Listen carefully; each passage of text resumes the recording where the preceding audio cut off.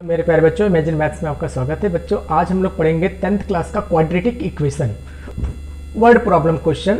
NCERT exemplar का जो सबसे अच्छे क्वेश्चन है वो मैं आप लोगों के लिए लिख के लाया हूँ। सबसे पहले आप फर्स्ट क्वेश्चन देखना।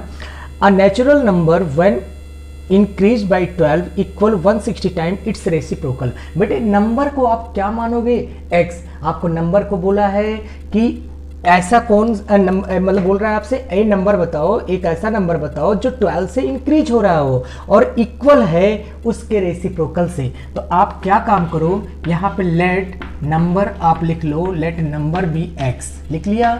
अब आपसे बोला है कि व्हेन इंक्रीज्ड, मतलब ये नंबर इंक्रीज हो रहा है 12 से, तो इंक्रीज कर दिया 12 से, और इज 160 टाइम इट्स रेसिप्रोकल, तो 1/x हो गया। अब आप क्रॉस इसको इसमें मल्टीप्लाई करोगे क्रॉस, तो x² प्लस 12x और is minus 160 is equal to कितना हो गया? 0 हो गया। अब इसको आपको दो पार्ट में ब्रेक करना है कि माइनस करने पे 12 आ जाए। तो आपको पता है 28 जा 160 और 20 माइनस 8 इज इक्वल टू 12। तो आपको सिंपल यहाँ पे x² और प्लस 20x माइनस 8x और माइनस 160 इज इक्वल टू 0 हो गया। यहाँ से आप x कॉमन लोगे तो x प्लस 20 हो जाएगा, माइनस 8 कॉमन लोगे तो x प्लस 20 हो जाएगा। अब आपका आंसर आ गया x प्लस 20 और दूसरा आंसर आ जाएगा x माइनस 8। तो आपका आंसर आ गया एक तो माइनस 20, तो माइनस 20 आपका नेग्लेक्ट हो जाएगा। क्यों? क्योंकि आपसे नेचुरल नंबर पूछा है और minus 20 is not natural number. तो x इज इक्वल टू 8, ये क्या आएगा? x minus 8 is equal to 0। तो x इज इक्वल टू आपका क्या आ गया? 8। ये आपका नेचुरल नंबर 8 आपका क्या है? नेचुरल नंबर हो गया। इस तरह से हमारा एक क्वेश्चन बेटे हो गया कंप्लीट। अब हम लोग देखेंगे second question. A train travelling at a uniform speed for 360 kilometre would have taken 48 minutes less than to travel the same distance of its speed worth 5 km per hour more. Find original speed। बेटे, बहुत ही एक मैं अच्छा method आप लोगों को बताने जा रहा हूँ, ध्यान से उस मेथड को आप सुनिए। जब भी आपका डिस्टेंस टाइम स्पीड के क्वेश्चन होंगे तो आपको यहाँ पे लिखना क्या है? Speed is equal to distance is equal to speed into time. याद रखो, फिर से मैं एक बार बोल रहा हूं आपसे, जब भी आपका स्पीड टाइम डिस्टेंस का क्वेश्चन होगा तो बहुत ही अच्छा मेथड आपको बताने जा रहा हूं मैं। आप लिखोगे distance is equal to speed into time, और स्पीड को लेट कर लो आप x, स्पीड को लेट कर लो x और टाइम को लेट कर लो आप y। अब देखना बेटे, डिस्टेंस कितना ट्रेवल किया?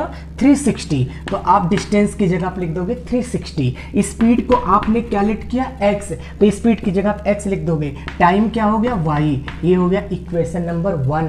अब आपसे ये पूछा है आगे, would have taken 48 minute less than to travel the same distance, मतलब इसी डिस्टेंस को कवर करने के लिए 48 मिनट लेस हो रहा है। यानी कि बच्चे ध्यान से सुनो, अगर आप स्पीड बढ़ाओगे तो टाइम कम होगा, अगर आप टाइम को बढ़ाओगे तो स्पीड क्या होगा? जैसे अगर मान लेते आप टाइम ज़्यादा, अब कहीं पे आपको जाना है, अगर आप स्पीड मान लेते 8 मिनट में पहुंचना है आपको, तो आपको क्या करना होगा? स्पीड को बढ़ाना होगा, जबकि टाइम 9 मिनट का पहुंचने का टाइम होगा। तो यहाँ पे डिपेंड करता है स्पीड और टाइम एक दूसरे पे क्या करेगा? डिपेंड करेगा। अगर हम स्पीड को बढ़ाएंगे तो जल्दी थोड़ा पहुँच जाएंगे, और स्पीड को घटाएंगे तो थोड़ा लेट पहुँचेंगे। तो यहाँ पे ये दिया है 48 मिनट लेस। आप ध्यान से सुनना, आवर्स दे रखा है तो इस मिनट को आप चेंज कर दो आवर्स में। तो 48 मिनट को आप जब आवर में चेंज करोगे तो 48/60 हो जाएगा, जिससे आप कट कर सकते हो 6 8 जा 48 और 6 10 जा, यानी कि 4 5, यानी आपका आ जाएगा 4/5 आवर आ गया। यानी कि आप 60 से डिवाइड करके इसको आवर्स में चेंज कर लेंगे। अब ध्यान से सुनिए बच्चे, आपका यही डिस्टेंस कवर करने में अगर वो x यानी स्पीड 5 किलोमीटर पर आवर ज़्यादा कर रहा है, अगर स्पीड 5 किलोमीटर पर आवर मोर, तो जब मोर करेगा तो टाइम जाहिर सी बात है कम होगा, और कितना कम होगा? 4/5 कम होगा। अब आप देखो बेटे, अब इस तरह से आपका इक्वेशन नंबर 2 हो गया। यहाँ से कोई एक वैल्यू आप निकाल लो, या तो y निकाल लो या x निकाल लो। अगर आप x निकालोगे तो 360 कितना होगा? y होगा। अब जहाँ x है वहाँ पे आप 360/y लिख दोगे, तो 360 डिवाइडेड बाई y प्लस 5 और y माइनस 4/5। अब आप कर दो ब्रैकेट ओपन। जैसे ब्रैकेट ओपन करोगे आपका आ जाएगा 360 divided by y into y, bracket open करेंगे 360 इंटू 4 डिवाइडेड बाई 5y और प्लस अब आपका आ जाएगा 5y और माइनस 5 इंटू 4/5 आ जाएगा। ठीक है, इस तरह से अब हम लोग इसको और मॉडिफाइड करेंगे। ठीक है, इसको मॉडिफाइड करने के लिए ध्यान से देखना बेटे, ये आपका मैंने ब्रैकेट ओपन किया है ना। अब ये आपसे इस कैंसिल हो जाएगा, 5 7 जा 35, 5 2 जा 20 हो जाएगा, और ये 5 5 यहाँ से कैंसिल हो जाएगा। अब देखना, मैं इसको थोड़ा सा और ऊपर लिखता हूँ इसे। देखो अब आपका क्या आएगा, ध्यान से देखना बेटे, इसको सॉल्व करने के लिए यहाँ पे आपका 360 यानी कि 360 इज इक्वल टू आपका आ जाएगा 360 ब्रैकेट ओपन करने के बाद में आपका ये आ जाएगा 4 2 जा 8 288, और उसके बाद फिर आ गया प्लस 5y, और क्या आया आपका -4, ये आपका आ जाएगा 360 यहाँ से कट गया बेटे, डिवाइड बाई वाई है, सॉरी डिवाइडेड बाई वाई है, वाई कैंसिल हो जाएगा, 360 यहाँ पे आएगा आपका डिवाइडेड बाई वाई। जब आप ब्रैकेट ओपन करोगे कंप्लीट तो आपको ये मिलेगा। अब मेरे प्यारे बच्चों अब क्या करोगे, अब लेना पड़ेगा एलसीएम। जैसे आप एलसीएम लोगे, एलसीएम लेते ही आपको आंसर मिल जाएगा। एलसीएम चलो लेते हैं, जब आप एलसीएम लोगे तो आ जाएगा ये -288 और प्लस 5y² और -4y और डिवाइडेड बाई y। इस y को आप इधर भेज दोगे तो 0 बन जाएगा, और ये आ जाएगा 5y² -4y और -288 इज इक्वल टू हो गया 0, आपका तो आ ही गया। अब इसका फैक्टर करोगे 5 और 288 और 5 का जब फैक्टर करोगे तो आप इसका दो टर्म में ऐसा ब्रेक करना है कि माइनस करने पे 4 आ जाए।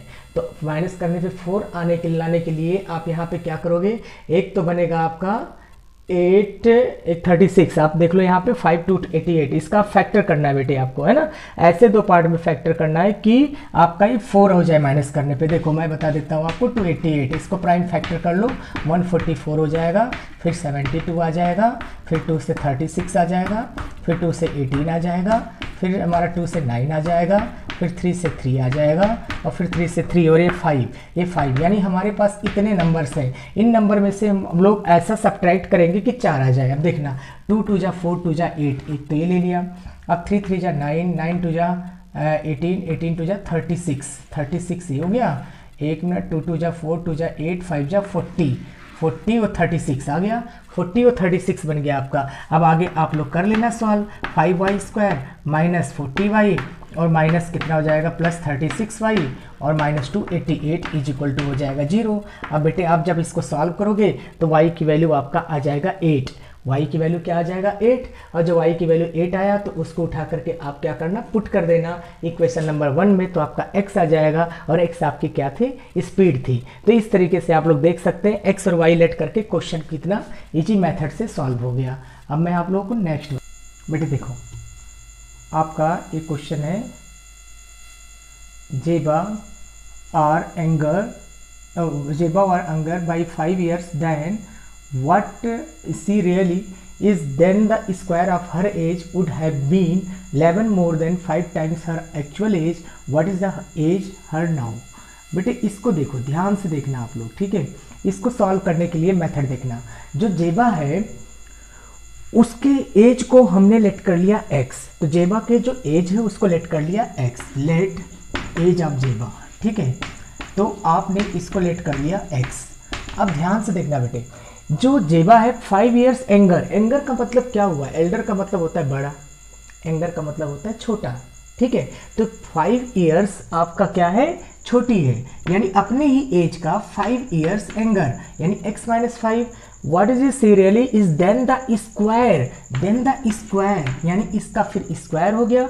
हर age would have been 11 more than 5 times her actual age, तो उसका एक्चुअल एज आपका 5 है, तो 5 टाइम्स और 11 मोर देन, और प्लस कितना हो जाएगा 11। अब इसको आप सॉल्व कर दो तो आपका आ जाएगा x² + 25 - 10x is equal to 5x और प्लस 11। एक बार फिर देखना है आप लोग, यहाँ पे एंगर का मतलब होता है छोटा, तो अगर जेबा को मैंने x रेट किया तो 5 years एंगर मतलब हो गया x - 5, और उसका स्क्वायर दिया हुआ है, और जो इसका स्क्वायर है वो क्या आगे का दिया है, 11 more than 5 times her actual as उसका x है, उसका 5 टाइम्स और 11 मोर देन, तो प्लस 11। अब आप इसको एक साइड लेके आओगे, x² माइनस आ जाएगा 15x और 25 - 11 आ जाएगा आपका प्लस 14 इज इक्वल टू 0। अब इस 14 को 25 11 14 14 ही आएगा ना, 14 तो आ गया। अब इस 14 को ऐसे दो पार्ट में आप ब्रेक करो कि प्लस करने पे 15 आ जाए, तो आपका 14 और 1, यानी जब आप इसका फैक्टर करोगे तो x माइनस 14 और x माइनस 1 आ जाएगा, तो x इज इक्वल टू 14 आपका आंसर आएगा। तो आप सोच रहे होगे sir x is equal to 1 क्यों नहीं आएगा, 1 आपका नेगलेक्ट क्यों हो गया। सिंपल सी बात है बेटे, ये जो 1 है, 1 अगर आप इसमें पुट करोगे तो 1 माइनस 5 ये क्या होगा, नेगेटिव होगा एक टाइप से, यानी कि 1 ईयर। तो जेबा 1 ईयर का अगर हम लेंगे तो 5 टाइम्स उनमें माइनस हो ही नहीं पाएगा। आप सोचोगे सर स्क्वायर है तो स्क्वायर से तो नेगेटिव हट जाएगा। बेटे सबसे पहले बात तो ये जान लो, एज हमारा नेगेटिव में नहीं होता, इसलिए 1 हमारा नेगलेक्ट हो जाएगा। देखना बेटे, आप लोगों के सामने eight t minute past 2 PM the time needed by minute hand of a clock to show 3 PM was found to be 3 minutes less than t square by 4 minute, find the value of t। ये क्या है बेटे, t minute मतलब आपसे ये बोल रहा है कि 2 PM से लेकर के 3 PM, अब 2 PM से 3 PM तक हमारा टोटल टाइम नीड कितना होगा, 1 आवर, यानी कि 60 मिनट। यानी आप लिख सकते हो total time need 2 PM to 3 PM, तो हमारे पास कितना हो जाएगा, 1 आवर। 1 आवर का मतलब 60 मिनट। अब आप सोच रहे होगे सर मिनट में क्यों लिया जा रहा है, क्योंकि सारे कंडीशन आपके मिनट में दिए हैं तो आप मिनट में लेके चलोगे। अब आपसे बोला है जो यहाँ पे t मिनट है तो t मिनट पास्ट, तो t minute past 2 PM the time needed by the minute hand of a clock to show 3 PM, यानी कि 60 मिनट आपका ये शो कर रहा है 60 मिनट। और आगे दिया है 3 minute less then T square by 4, यानी कि टी स्क्वायर बाई 4 से आपका 3 मिनट लेस है इस 60 मिनट तक आने में। ठीक है, इस तरीके से हमारे पास ये बन गया इक्वेशन। अब इसको आप करोगे सॉल्व, तो एलसीएम लोगे, यानी कि 4 से सब में डिवाइड कर दोगे, 4t plus t square minus 12 is equal to हो जाएगा 240। इसको एक साइड लेके आओगे तो टी स्क्वायर प्लस 4t और माइनस आ जाएगा 252 इज इक्वल टू 0। अब 252 को आप करोगे फैक्टर, क्या होगा 18 और 14, तो आप यहाँ पे t प्लस हो जाएगा 18 और एक आ जाएगा t माइनस 14। आप लोग कर लेगा इसका फैक्टर, तो t इज इक्वल टू आपका 14 मिनट आ गया। आप लोग देख सकते हैं कितना इजी मेथड से हो गया। ये एनसीईआरटी एग्जाम्पलर का सबसे अच्छा क्वेश्चन में आता है बेटे। ये एनसीईआरटी एग्जाम्पलर का सबसे हॉट क्वेश्चन है, हायर ऑर्डर थिंकिंग स्किल्स का क्वेश्चन है, बहुत ध्यान से देखना। At present age is 2 more than the square of her daughter Nisa age, when Nisa grew to her mother present age Asa would be 1 year less than 10 times the present age of Nisa, find their ages। अब ध्यान से सुनना बेटे, दो लोग हैं, एक तो आपका निशा है, ठीक है, और एक उसकी मदर आशा है। तो आप क्या काम करो, जो आशा का एज है उसको आप लेट कर लो x, लेट एज ऑफ आशा, इसके लिए आशा का जो एज है उसको आप लेट कर लो x, और जो निशा का एज है उसको आप लेट कर लो y। अब पहला इक्वेशन आपका दिया present age is 2 more than the square of her daughter Nisha, मतलब आशा की बात कर रहा है, मतलब एट प्रेजेंट एज का मतलब आशा का मतलब हो गया x, इज का मतलब is equal to 2 more than, तो 2 more than का मतलब plus the square of her daughter Nisha, Nisha का एज आपका y है तो आपका स्क्वायर ऑफ हर डॉटर दिया है तो x is equal to 2 plus Y square हो गया। एट प्रेजेंट का मतलब x, आशा स्क्वायर मतलब हो गया उसकी बेटी y स्क्वायर, और 2 more than है तो 2 प्लस वाई स्क्वायर हो गया। बेटी इसके बाद की कहानी देखना, इसके बाद का जो है निशा का जो एज है, जो निशा मतलब उसकी बेटी का जो एज है, वो आगे का कंडीशन दिया है when Nisha grow to her mother present age, मतलब Nisha grow to her mother present age, मतलब हम निशा की एज के बारे में कुछ कंडीशन दिया है कि कितने साल के बाद जो उसकी मदर है उसका एज और उसकी डॉटर का एज का हम डिफरेंस करें कि कितने साल के बाद वो उसके इक्वल हो जाए। तो आप यहाँ पे लिखोगे नंबर ऑफ ईयर, मतलब नंबर ऑफ ईयर के लिए है आपका number of year for Nisha age, ये प्रेजेंट एज की बात हो रही है बेटे। निशा एज का जो प्रेजेंट एज है उस पर मतलब नंबर ऑफ ईयर, मतलब after number of years Nisha age के लिए कंडीशन है। तो आप यहाँ पे लिख सकते हो age of mother minus age of daughter. बात समझे? नहीं समझ में आया? एज ऑफ निशा लिख दो आप, है ना? नहीं समझ में आया? देखो मैं बता रहा हूँ आपको, मतलब ये बोला जा रहा है आपसा निशा का जो एज है आज निशा का जो एज, जैसे उसकी मदर का एज मान लो 30 साल है, 1 मिनट के लिए मान लो उसकी मदर का एज 27 साल है, जो भी हो 27 साल या 23 साल मान लो, 30 साल मान लिया मैंने, मदर का एज 30 साल है। तो ये बोला जा रहा है कि जो निशा है वो 30 साल पर कब पहुँचेगी, 30 साल पर कब पहुंचेगी। तो इसके लिए मैंने एक कंडीशन लिखा कि number of year after number of years for Nisha age, मतलब जो निशा का एज है वो कितने साल के बाद जो उसकी मदर एज है और जो एज ऑफ निशा है उसके इक्वल होगा। तो मैंने यहाँ पे एज ऑफ मदर को मैंने माना है x और जो निशा है उसको माना है y, और आपको पता है x की वैल्यू आपको पता है 2 + y² और माइनस हो गया y, यानी कि इतने ईयर्स के बाद आफ्टर, मतलब 2 + y² माइनस y ईयर्स के बाद जो निशा का एज होगा उसके प्रेजेंट एज का जो कंडीशन है वो दिया है यहाँ पर।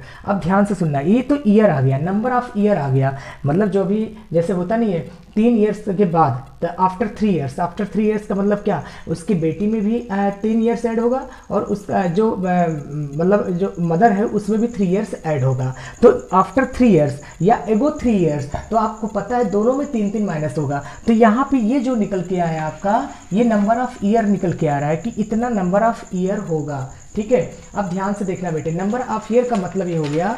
अब आगे हमारे पास दिया है आशा का एज। अब आशा का एज देखो क्या आएगा, आशा का एज है ना, कितने ईयर्स के बाद, इतने ईयर्स के बाद। यहाँ लिखोगे Asha age after 2 + y² minus y। Asha age after 2 + y² minus 2, मतलब क्या हो गया, ये आपका ईयर निकल के आ रहा है बेटे, ईयर। ठीक है, अब आपको पता है कि कितना हमारा आशा का एज कितना था, x था, तो आपने लिख दिया x, और ये ईयर है, जैसे मैं बोलूँ 7 साल के बाद तो x + 7 होगा। उसी तरह से 2 + y² माइनस y ईयर्स के बाद, यानी x प्लस कितना हो जाएगा, 2 + y² और माइनस y हो जाएगा। और x की वैल्यू आपने ऊपर निकाल ही रखा है, 2 + y² और 2 + y² और माइनस y हो जाएगा। तो आपका यहाँ आ जाएगा 4 + 2y² और माइनस y आ जाएगा। तो ये तो निकल गया आशा का एज। अब बेटे जो आशा का एज आया, इसके अकॉर्डिंगली आप ये देखो, Asha would be 1 year less than 10 times the present age. 10 times the present age का मतलब क्या हो गया कि आपका 10 टाइम्स प्रेजेंट एज किसका, निशा का। तो आपका 10y और माइनस कितना हो जाएगा 1, यानी ये आपके इक्वल के बराबर हो जाएगा। ठीक है, 10y - 1 के इक्वल के बराबर हो जाएगा। पहले मुझे ये बताओ, यहाँ तक अगर किसी को कोई भी डाउट होगा तो आप लोग मुझे कमेंट करके ज़रूर बताना कि सर मुझे यहाँ पे प्रॉब्लम है, तो मैं आपको उसको फिर से रिपीट कर दूंगा, मतलब हाँ कुछ ना कुछ आपको हिंट दे दूंगा। एक बार फिर आप लोग देखो, इनको मैंने ऐड करके ये आ गया। अब कुछ नहीं करना बेटे, अब आपको केवल यहाँ पे सिंपली सॉल्व करना है। एक बार फिर से दोबारा समझ लो, दोबारा मैं आपको भी समझा देता हूँ। ये पहले मैं इसका रिजल्ट निकाल देता हूँ, जिससे आपको फिर एग्जांपल देना ज़्यादा अच्छा होगा। मैं इसको थोड़ा रफ कर देता हूँ, है ना। यहाँ पे ये देखो, इसको जब हम लोग सॉल्व करेंगे तो इसको आएगा 2y² माइनस y, और ये 10y जब उधर आ जाएगा तो -11y आ जाएगा, और -2y² माइनस 11y और -1 उधर गया तो +5 हो जाएगा, = 0। अब 5 × 2 = 10, तो यहाँ पे 10 और 1 आ गया, तो 2y² minus 10y minus y + 5 = 0। तो आपका 2y कॉमन आ गया, तो y - 5 और -1 कॉमन, तो y - 5, y - 5 आपका फिर से कॉमन आ गया और 2y - 1 आ जाएगा। ठीक है, तो आपका आंसर आ जाएगा, एक y = 5 आ गया और एक आ गया y = 1/2। ये तो आपका निगलेक्ट हो जाएगा, तो y = 5। अब ध्यान से सुनना बेटे, मतलब जो उसकी मदर है, जो y की वैल्यू 5 है, जरा यहाँ पे पुट करो आप, तो आपका कितना आएगा, 25 - 5 कितना हो जाएगा, 25 - 5 हो जाएगा 20, यानी 22 साल। यानी कि 22 साल के बाद 22 साल के बाद जो निशा का एज है अपनी मदर के एज के बराबर हो जाएगा। अब आपको समझ में आ रहा होगा, मतलब ये बोला है आपसे, पहला तो कंडीशन ये दे दिया है तो लिखना में कोई प्रॉब्लम नहीं है। दूसरा कंडीशन जो आपका नंबर ऑफ ईयर निशा का एज है, मतलब जो उसकी बेटी का एज है वो कितने साल के बाद अपनी मदर की एज के बराबर हो जाएगा। बात समझ में आ रहा है, कितने साल के बाद उसकी बेटी का एज अपनी मदर की जितने साल की उतने के बराबर हो जाएगा। तो 22 साल के बाद जब निशा होगी, 22 साल के बाद जो निशा है वो अपनी मदर के एज के बराबर हो जाएगा, जो अभी उसका प्रेजेंट एज है उसकी मदर का वहाँ से कंपेयर कर रहा है। तो हमारे पास यहाँ पे निशा का एज हमने एज ऑफ मदर लिख दिया x और एज ऑफ निशा लिख दिया y। अब x की वैल्यू हमने निकाल ही रखा था, ये वैल्यू पुट कर दिया और यहाँ से ए रिजल्ट निकाल दिया, फिर उसके बाद फिर इनको सॉल्व करके आंसर ले आया, यानी कि आपका y = 5 आ गया। अब आपसे अगर पूछेगा कि भाई आशा का एज कितना है, उसकी बेटी का एज तो 5 साल आ गया, तो आशा का एज कितना हो जाएगा 27 ईयर्स। आप यहाँ पुट कर दोगे 25 + 2 तो आपका 27 ईयर्स निकल के आ जाएगा उसकी मदर का एज। अगर कोई प्रॉब्लम होता है बेटे तो आप लोग मेरे से ज़रूर पूछना। Thank you.